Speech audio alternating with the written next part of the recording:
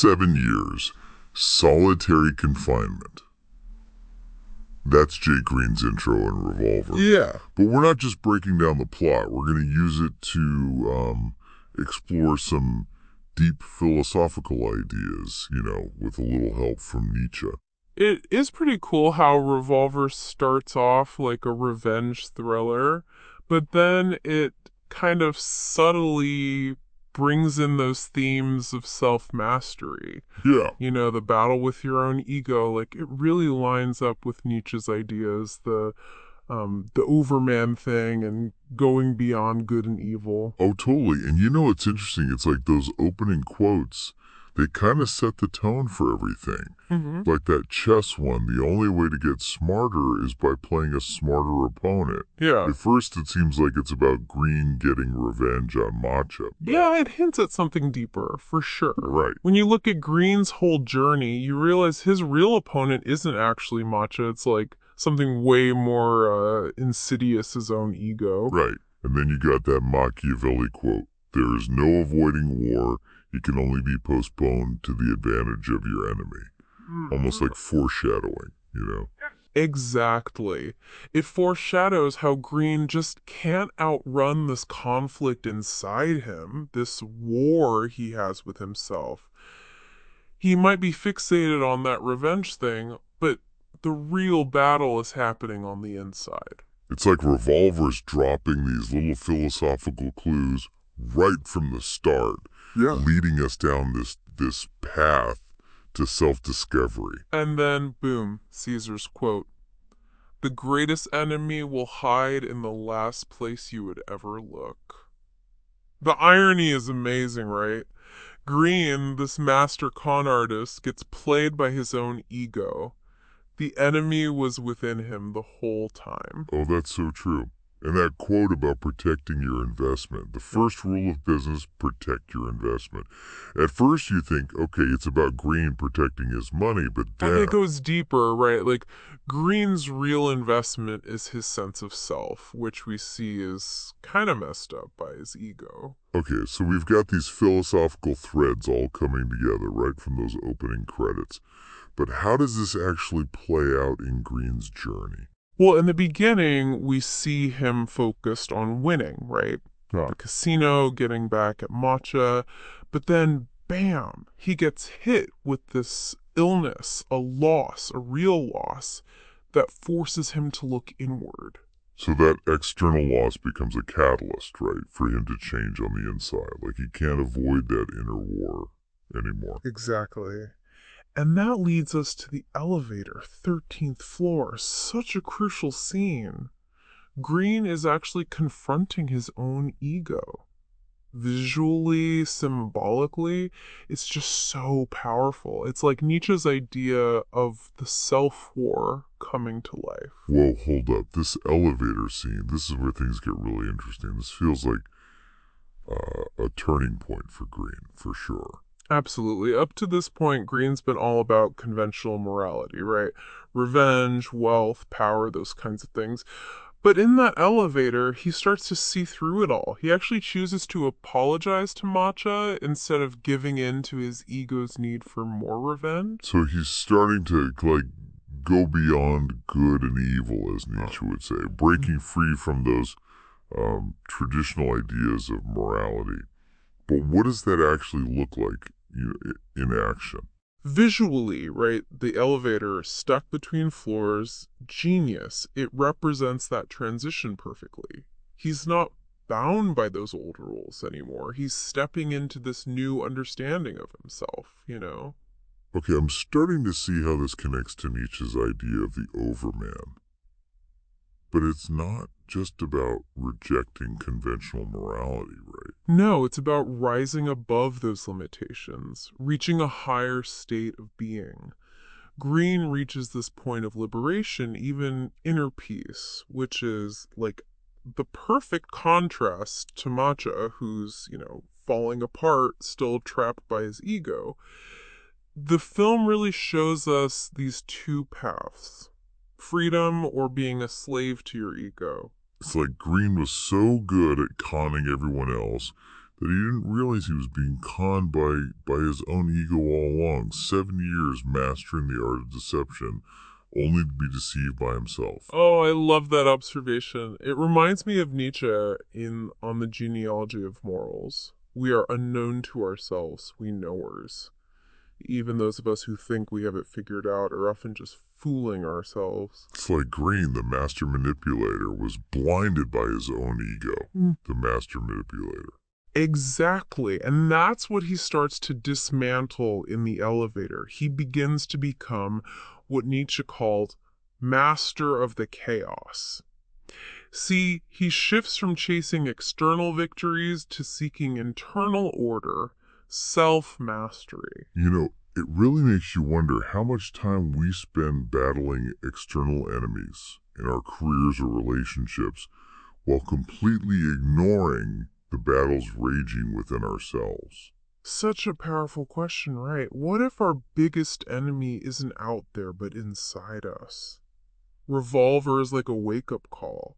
It's saying those internal battles, even though they're tough, they might be the key to true liberation. Like Green says, the harder the defeat, the sweeter the victory. That line, man, it gives me chills every time. So Green's not just beyond good and evil morally, but he's also beyond needing that external validation. He's found a different kind of wealth, right? Absolutely. Like Nietzsche writes, he's become more humane because he can endure injury without suffering. His inner peace becomes the real measure of his success, not money or revenge. It's about realizing that true fulfillment comes from within, not from achieving things in the outside world. This is blowing my mind. I love how these always make me question everything, see things from a new angle. It's like Revolver's holding up a mirror, making us confront our own internal games. It's a powerful reminder that we all have these internal battles to fight, these impulses driven by our egos. The more we understand those dynamics, the more we can make conscious choices, break free from the tyranny of the ego, choose freedom. Okay, so if we're all playing this internal game, how do we make sure we win? The $1,000,000 question. And I think Revolver gives us some good hints. It's wild, right? How the film uses Green's mastery of deception to show us how our egos can trick us even when we think we're, totally in control. It's true. He spent years becoming this, expert con man. But the biggest con was happening right inside his own head.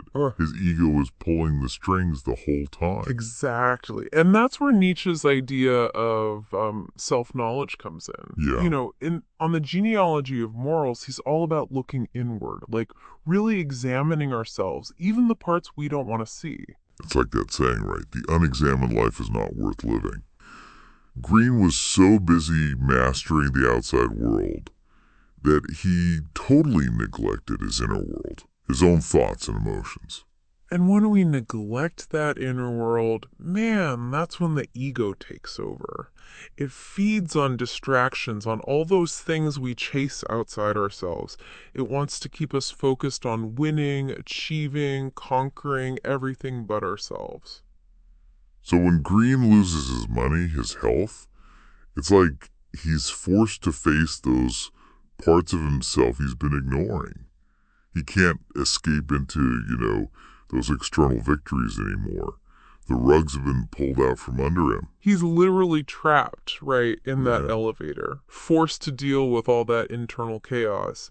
And it's in that moment, that confrontation, that he starts to see through the illusions his ego has created. He realizes he's been living a lie, this carefully constructed facade to protect his fragile sense of self. Okay, so we keep talking about this Liberation Green experiences.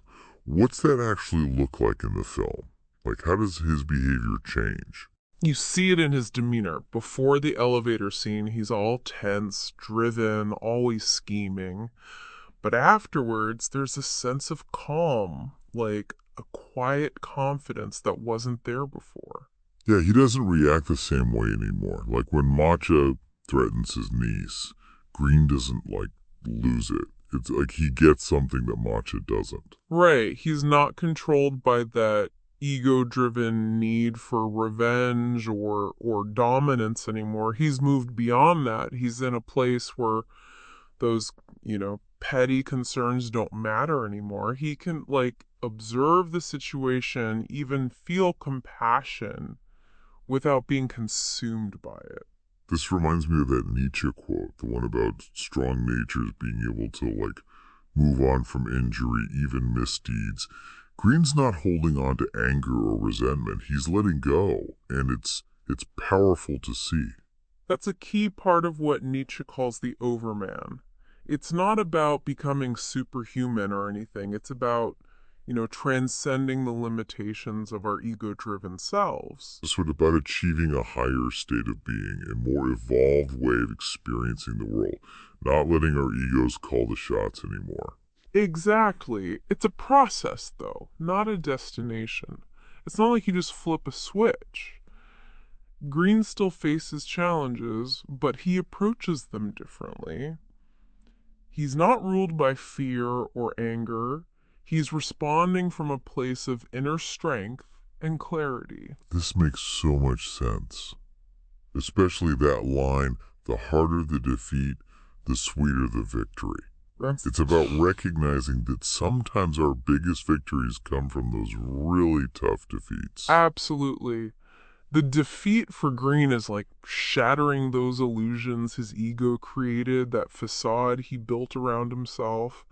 And the victory is the liberation he finds on the other side of that. It's the freedom to live authentically, from a place of self-awareness. Wow, this is heavy stuff. Yeah. It's like Revolver is a masterclass in personal growth, but disguised as an action thriller. I love that. It's so true. It reminds us that sometimes the most profound battles are fought within ourselves, and that those battles, they can lead to the most rewarding victories. So if we're all playing this game with ourselves, how do we make sure we win? How do we, start tipping the scales in our favor?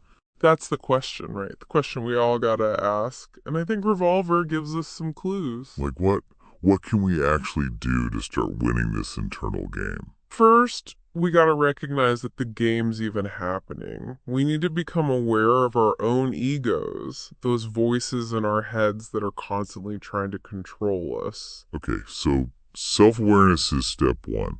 But what's next? How do we actually challenge those ego-driven voices?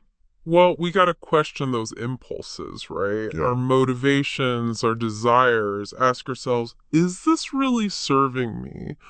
Or is this just my ego trying to, stay in control? So, challenge the ego. But that's easier said than done, isn't it? We've been listening to those voices our whole lives. Yeah. It's like they're a part of us. It's definitely not easy. It takes practice and a lot of courage. Courage to do what? What does that courage look like in real life? Courage to choose a different path, even when it's uncomfortable. Courage to let go of old patterns, old beliefs, even if they worked for us in the past. So it's about letting go of what's no longer serving us, even if that means confronting our deepest fears and insecurities. Being willing to step outside our comfort zones, embrace the unknown. Exactly. And that's where the real transformation happens. That's where we find that liberation that Green experiences in the film. I'm seeing this in my own life, I get so caught up in that external game, chasing goals, wanting validation, always trying to win. It's exhausting. We all do it. To some degree, it's part of being human.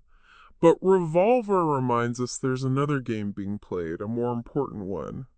The game we play with ourselves. And the stakes are high in that game, right? It's our freedom, our sense of self that's on the line. The stakes are as high as it gets, but the rewards are just as great. Because when we win that internal game, we win in every area of our lives.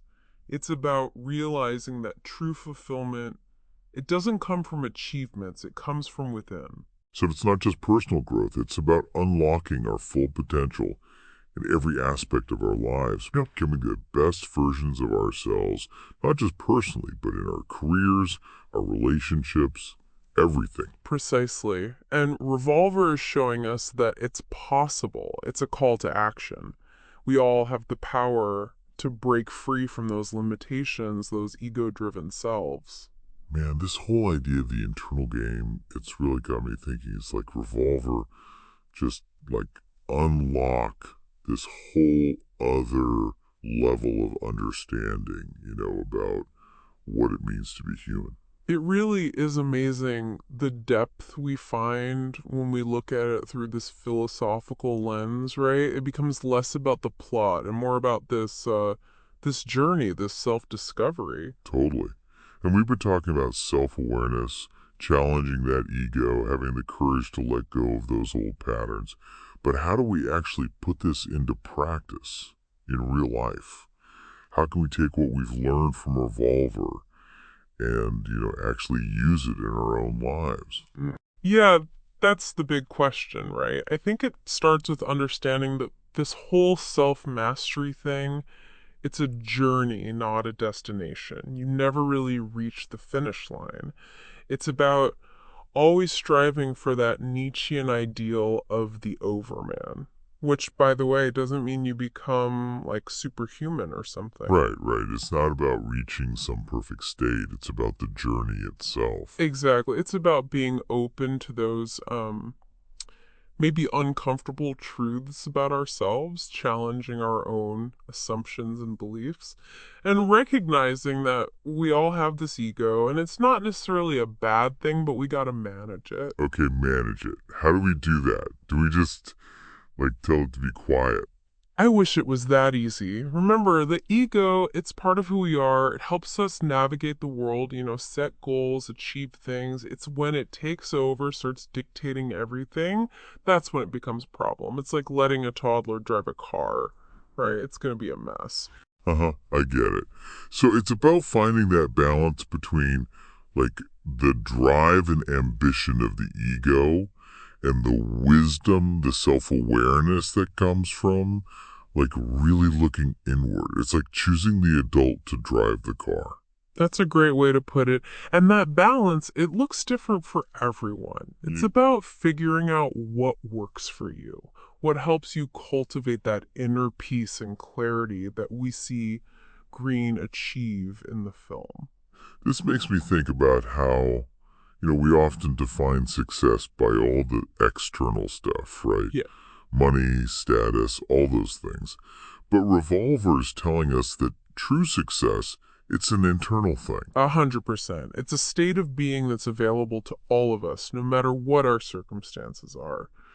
It's about recognizing our own worth, our own inner strength, and not letting the ego define us. So it's not about getting rid of the ego. It's about, rising above it.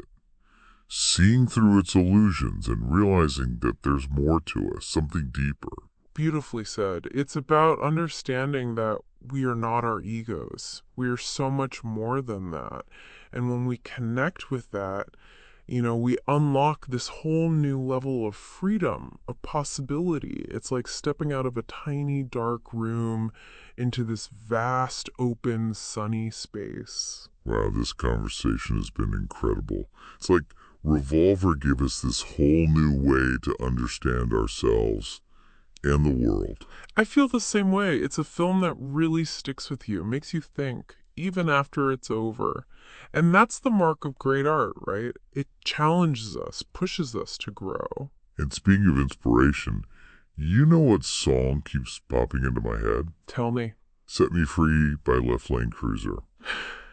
That raw energy, it's perfect. It captures that feeling of breaking free from, those chains inside us. It's like the anthem for the overman. Love it. A perfect song for anyone starting their own journey of self-discovery, of liberation. So as we wrap up this exploration of Revolver and Nietzsche, I want to leave our listeners with this. What if the biggest con we ever fall for is the one our own ego plays on us? What if true freedom means realizing we are not our thoughts, not our fears, not those limitations we put on ourselves? What if we can all become the overman? Achieve that peace, that liberation that Green finds in the film. Something to think about as we navigate our own internal worlds. And remember, like Green says, the harder the defeat, the sweeter the victory. Embrace the challenge, confront your ego, and discover the power that's inside you. Until next time, keep asking questions, keep exploring, and keep setting yourselves free.